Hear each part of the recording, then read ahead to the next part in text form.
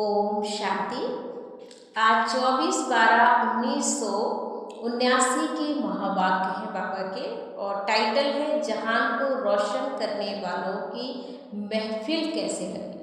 इस पर बाबा ने आज बहुत ही अच्छी क्लास कराई है कि हम सब बाबा के जहान को रोशन करने वाले वो दीपक हैं जो जब भी कोई भी अंधकार हो महफिल में, लेकिन हम वहाँ प्रकाश फैला सकते हैं। ऐसी रोशनी बाबा ने हमें दी हुई है। तो इसी पर बाबा ने क्लास कराते कहा कि आज बाप दादा हर एक बच्चे को देख करके हर्षित हो रहे हैं, क्योंकि बाप दादा जानते हैं कि हर एक बच्चा कितनी श्रेष्ठ आत्मा है। हर एक बच्चा जहान का नूर है, अर्थात नूरे जहान है। बाप दादा के भी नैनों के सितारे हैं, बच्चों को नैनों पर बिठा कर ही चलते हैं, अर्थात नैनों में समाये हुए हैं। नैनों की महिमा बहुत गाई जाती है, इसलिए अगर नैन नहीं है तो मानव जीवन के लिए जहान ही नहीं है। जैसे शरीर में नैनों का महत्व, ऐसे तुम हर एक बच्चे के जहान के नूर हो। आप नूरे जहान के बिना भी जहान का कोई मूल्य नहीं है, और जहान के नूर अपनी इस स्थिति पर स्थित होते हैं तो जहान भी सुखमय बन जाता है, श्रेष्ठ बन जाता है, और जहान के नूर अपनी श्रेष्ठ स्थिति से नीचे आ ही जाते हैं तो जहान भी असार संसार बन जाता है। इतना आप सबके ऊपर आधार है। जैसे कहावत है, आप जागे तो संसार जागा, आप सोए तो संसार सोया। ऐसे संसार के आधार मूर्त आपकी चढ़ती कला से सर्व की चढ़ती कला का संबंध है। आपकी गिरती कला से विश्व की गिरती कला है। आप चढ़ गए तो संसार चढ़ गया, आप गिर गए तो सारा संसार गिर जाता है। कितनी जिम्मेवारी हर एक के ऊपर है, ऐसे समझकर चलते हो। ऐसी स्मृति रहती है। आप बाप दादा के हर एक बच्चे की वर्तमान स्थिति को देखते हैं तो हर एक जहान का नूर ही कहा जाता है। तो कहाँ तक जग को रोशन कर रहे हो? आँखों को ही जीवन की जोत कहते हैं। आप सब जग की जोत हो। अगर जग की जोत स्वयं ही हिलती रहेगी तो जग का क्या हाल होगा। जहाँ भी यह याद की लाइट नहीं जलती है वहाँ हिलती है ना, तो क्या महसूस करते हो? क्या उस समय अच्छा लगता है? ऐसे अगर आप जहान की ज्योति हलचल में आएगी तो विश्व की आत्माओं का क्या हाल होगा, है ना। बाबा कहते जहाँ लाइट हिलती है वहाँ किसी को भी अच्छा नहीं लगता। स्थिर लाइट सबको अच्छी लगती है। ऐसे ही अगर बच्चों की अवस्था रूपी लाइट जो है, जहान के नूर बच्चे, अगर ये हिलने लग गए, उनकी ज्योति डगमग हो गई तो सारा जहान ही डगमग हो जाएगा। क्या हाल होगा? अब सुनेंगे। दूसरा पॉइंट है कि आँख खुली और परिवर्तन हुआ। कैसे? जहान के सितारे का, जहान के नूर आप सबके ऊपर, सबकी नज़र है, सबको इंतजार है कि किस बात का। भक्ति मार्ग में एक शंकर के लिए कहा दिया कि आँख खोली और परिवर्तन हो गया, लेकिन ये गायब आप शिववंशी नूर जहान का है। ये जहान की आँखें जब अपनी संपूर्ण स्टेज तक पहुँचेंगी, अर्थात संपूर्णता की आँख खोलेंगी तो सेकंड में परिवर्तन हो जाएगा। तो जहान के नूर बताओ कि संपूर्णता की आँख कब खोलेंगे?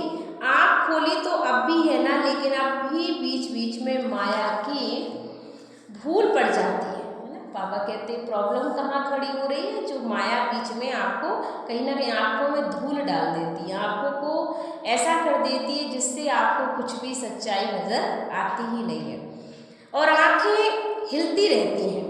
जैसे स्थूल आँखों में धूल पड़ जाती है तो आँख का क्या हाल होता है? एकाग्र रीति से दृष्टि भी नहीं दे सकेंगे। सारा विश्व आप जहान की आँखों की एक सेकंड की दृष्टि लेने के लिए इंतजार में बैठा है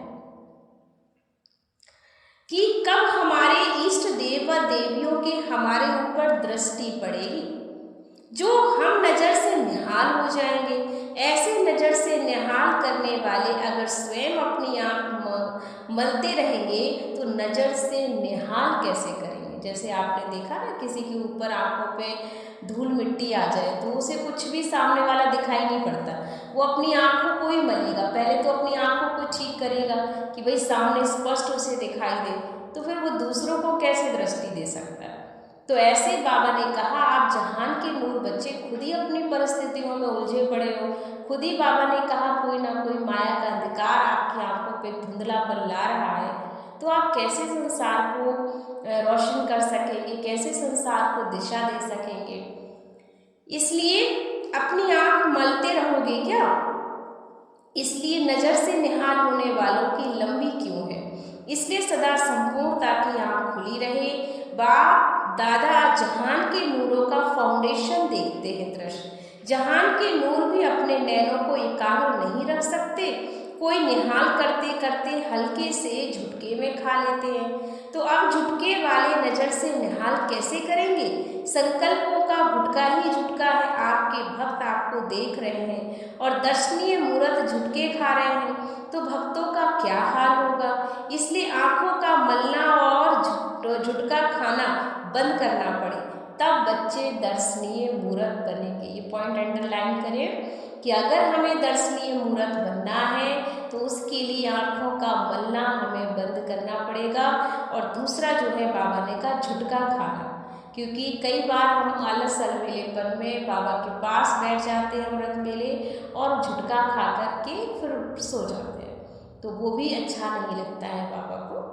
तो ये हमें ध्यान रखना कि भक्त अगर हमारे सामने दर्शन लेने आए, दृष्टि कर लेने आए और हम ऐसे ऐसे ऐसे झटके ही झटके खाते रहेंगे, तो वो सामने वाले क्या सोचेंगे, हमें क्या देंगे, ये तो खुद ही झटके खा रहे हैं और ये अपनी आँखें मल रहे हैं, हमें कैसे ये पावरफुल बनाएंगे। तो इन चीज़ों का हमें ध्यान रखना है। फिर बाबा ने कहा अमृत वेले जहान के नूर को बाप दादा देखते हैं कि जहान के नूर हिल रहे हैं या एकाग्र हैं। अनेक प्रकार की रूपरेखाएं देखते हैं, यह तो आप सब जानते ही हो ना। वर्ण भी करो कि बीती सो बीती, अब से अपने महत्व को जानकर कर्तव्य को जान, सदा जगती ज्योत बनकर रहो। सेकंड में 100 परिवर्तन से विश्व परिवर्तन कर सकते हो। बाबा ने कहा आप जहान के नूर बच्चे सेकंड में विश्व परिवर्तन कर सकते हो, विश्व परिवर्तन कर सकते, इसकी प्रैक्टिस करो। अभी अभी कर्म योगी बनो, अभी अभी कर्मातीत स्टेज जैसे पुरानी दुनिया का दृष्टांत देते। आपकी रचना कछुआ सेकंड में सब अंग समेट लेता है और समेटने की शक्ति रचना में भी है। तो आप मास्टर रचता समेटने की शक्ति के आधार से सेकंड में सर्व संकल्पों को समाकर एक संकल्प में सेकंड में अपनी स्थिति को स्थित कर समेट। आप मास्टर रचता आत्मा हो तो आपके संकल्प शक्ति सेकंड में समेट जाए। फिर बाबा ने कहा अंतिम दृष्ट और दृष्टा की स्थिति क्या होगी। इस पर बाबा ने अटेंशन दिलाया कि जो अंतिम समय होगा उस समय बच्चों की अंतिम समय बच्चों की अवस्था क्या होगी। उस पर बाबा ने क्लास कराते कहा कि अंतिम दृश्य और दृष्टा की स्थिति, तो चारों ओर की हलचल की परिस्थितियां होगी, फिर भी सेकंड में हलचल होते भी आप अचल बन जाओ। फुल स्टॉप लगाना आता है, फुल स्टॉप लगाने में कितना समय लगता है। फुल स्टॉप लगाना इतना सहज होता है जो बच्चा भी लगा सकता। क्वेश्चन मार्क नहीं लगा सकेगा लेकिन फुल स्टॉप लगा सकेगा। तो वर्तमान समय अपने हलचल बढ़ने का समय है, लेकिन प्रकृति की हलचल और प्रकृति पति का अचल होना। अब तो प्रकृति भी छोटे छोटे पेपर ले रही है और लेकिन फाइनल पेपर में पांचों तत्वों का विकराल रूप होगा।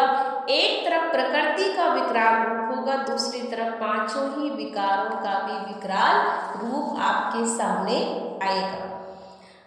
तो अपना लास्ट बार आजमाने वाले होंगे। तीसरी तरफ सर्व आत्माओं के भिन्न भिन्न रूप होंगे। एक तरफ तमोगुणी आत्माओं का बार होने वाला है और दूसरी तरफ भक्त आत्माओं की भिन्न भिन्न पुकार आपके सामने आने वाली है। और एक तरफ बाबा ने कहा ये होगा और भक्त आत्माओं की भिन्न भिन्न पुकार होगी। चौथी तरफ क्या होगा, पुराने संस्कार मर्ज होंगे। लास्ट समय भी अपना चांस लेंगे, एक बार आकर फिर सदा के लिए विदाई लेंगे। संस्कार का स्वरूप क्या होगा कि किसी के पास कर्म भोग के रूप में आएंगे और किसी के पास संबंध के बंधन के रूप में पेपर बनकर आएंगे। किसी के पास व्यर्थ संकल्प के रूप में आएंगे और किसी के पास विशेष अलबेलेपन और आलस के रूप में भी आएंगे। ऐसे चारों ओर का हलचल का वातावरण होगा। राज सत्ता, धर्म सत्ता, विज्ञान सत्ता, अनेक प्रकार के बाहुबल सब अपनी सत्ताएं हलचल में होंगी। ध्यान से सुनो, बहुत ही गहरी बात कह दी बाबा ने। क्या क्या होने वाला है और हमें उसको कैसे फेस करना है। ऐसे समय पर फुल स्टॉप लगाना आएगा या क्वेश्चन मार्क कर सामने आएगा कि हम ये क्यों हो रहा है हमारे साथ, हमें तो पता ही नहीं था, ऐसा कैसे हो सकता है। तो ऐसे क्या होगा, इतनी समेटने की शक्ति अनुभव करते हो, देखते हुए ना देखो और सुनते हुए भी ना सुनो। प्रकृति की हलचल देखकर प्रकृति पति बनकर प्रकृति को शांत करो। अपने फुल स्टॉप की स्टेज से प्रकृति की हलचल को स्टॉप करो। तमोगुणी से सतोगुणी स्टेज में परिवर्तन करो। ऐसा अभ्यास है, ऐसा समय का आह्वान कर रहे हो। समेटने की शक्ति बहुत अपने पास जमा करो। इसके लिए विशेष अभ्यास चाहिए। अभी अभी साकारी, अभी अभी आकारी और अभी अभी निराकारी, इन तीनों स्टेजेस में स्थित रहना इतना सहज हो जाए। अभी जो आपका चार्ट चल रहा है, चार्ट में भी ये अभ्यास है, आकारी, निराकारी और बाबा ने कहा साकारी। ये तीनों अभ्यास हमें करते रहना होगा। जैसे साकार रूप में सहज ही परिवर्तन हुआ, आकारी निराकारी स्थिति में रहे, तो अपनी स्थिति को स्थित होना चाहते हो तो सहज कैसे होगा। जैसे साकार रूप में भी एक ड्रेस चेंज करके दूसरी ड्रेस धारण करते हो, स्वरूप की स्थिति परिवर्तन करते हो, साकार स्वरूप की स्थिति को छोड़ आकारी फरिश्ता स्वरूप बन जाओ, तो फरिश्तेपन की ड्रेस सेकंड में धारण कर लो। ड्रेस चेंज करना नहीं आता, ऐसे अभ्यास बहुत समय से चाहिए है, तब ऐसे समय पर पास हो जाएंगे। समझा, समय की गति कितनी विकराल रूप होने वाली है और ऐसे समय के लिए हमें एवर रेडी होना पड़ेगा। यह डेट बाबा ने बताएंगे तब तैयार होंगे। डेट का मालूम होने से सोल कॉन्शियस की बजाय डेट कॉन्शियस हो जाएंगे, फिर फुल पास हो नहीं सकेंगे। इसलिए डेट बताई नहीं जाएगी, लेकिन डेट स्वयं ही आपको सबको टच होगी। ऐसे अनुभव करेंगे जैसे इन आँखों के आगे वो दृश्य हम बच्चे देख रहे हैं, कितना स्पष्ट दिखाई देता। ऐसा इन्हें एडवांस भविष्य स्पष्ट रूप में अनुभव होगा, लेकिन इसके लिए जहान के नूरों की आंखें सदा खुली रहे। अगर माया की धूल होगी तो स्पष्ट देख नहीं सकोगे। समझा, यह अभ्यास हर बच्चे को करना है और यह ड्रेस भी बदली करना है, माने जो देवभान है इससे अपने आप को मुक्त करना है। और ये संगम युग के समय की महत्व बताया बाबा ने कि संगम युग बहुत ही वैल्यूबल युग है और इस वैल्यूबल युग में हम बच्चों को अपनी स्थिति का बहुत अभ्यास श्रेष्ठ करना है। बाकी सब पार्टियों से ही मुलाकात है। तो हमने अभी जो बाबा के महावाक्य सुने, उस महावाक्य से हमने यही सीखा है कि हमें किस तरीके से अपनी स्थिति को बनाना है। जब हमारी स्थिति श्रेष्ठ हो जाएगी तो हम दूसरों की स्थिति को भी श्रेष्ठ बना सकेंगे। ओम शांति।